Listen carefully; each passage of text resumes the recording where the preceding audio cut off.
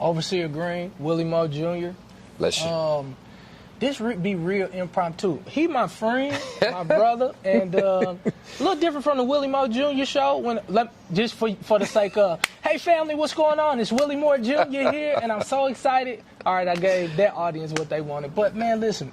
So earlier this week, I talked a little bit about when I found out that my biological mother didn't want to meet me. I will say this because she watched this stuff because I've already met her before. She hate that I talk about that. No, for real, because she don't really remember none of it. But it's real. You know what I mean? It's like, real. It's like, no, I was sick, and I was in there. I was like, well, still on the other side. Yeah. I was over here wondering what had happened. And I often talk about going into the basement with the men of God and still inviting you guys over.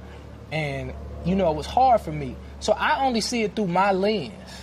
Like, what do you remember about January 6, 2009 when we started this Young Fly and Save movement, you and I? Well, I tell you what, when we first started it, excited to be a part of it, first of all. And, you know, we had already talked about, you know, what we're going to do, kind of planned as far as, you know, what we're going to go over and help the young men be able to, you know, get to know God better.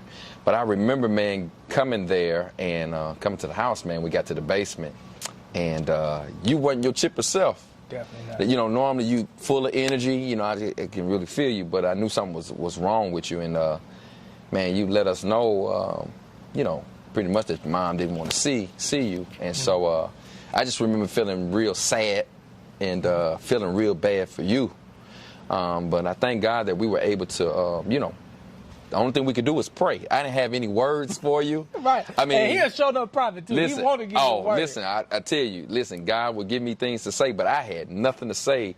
The only thing I can think about is we need to pray for him. And I remember us surrounding you. Watch this. Everybody wasn't even saved when we did that. Do you remember that? Yes. They weren't even, like, there were men there that weren't even in salvation, but we still came together and prayed for you. Still got lick on their breath, smell like weed. I'll tell you, listen, let me tell you something. It blew my mind because it was like the beginning of, you know, what the Lord was showing us, what he was about to do, you know, with Young Fly and Save. And so I thought it was really powerful, but I remember praying for you, and man, you were just crying like a baby, and to the point to where I'm praying and now I'm starting to cry because my emotions taking over because I feel your pain. And so it was a very hard place. I felt very, very bad, you know, that everything happened.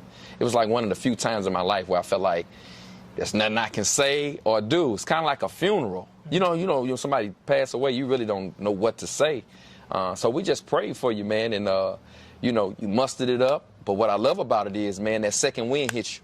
Come on. And when that second wind hit you, what we have planned to do, you know, the thing that God gave myself to do, the show must go on. You continued on, man. And I don't even know if you remember this, but more than one person, I think about 3 people gave their life to God. One person got filled with the Holy Ghost, hit the floor, came up, got saved, filled with the Holy Ghost at the same time. That's how much power the Lord released that day. So in the midst of tragedy, God released triumph as well. And so the power of God manifested through your pain, because your words carry more weight. I can feel a difference in your delivery and what God gave you. And it was the beginning of something very powerful, man. And ever since then, I ain't never seen you stop. Like, it's like your mojo just kept going. And so it was just a real good example of depending on God, even when you don't, like, know, like, what's ahead. You talking about faith at its best. I mean, you believe and trust God, man, through it all. And so it was a testimony for me and everybody there, really. It was unbelievable to see the strength that you had in order to endure that. And I just, you know, did my best to pull up the rear, help you out, whatever you needed. Man. But it was really powerful, though, man, and it's something I'm never, ever going to forget. And I believe that's the reason why you're so fueled now. God used that to really put you in a place.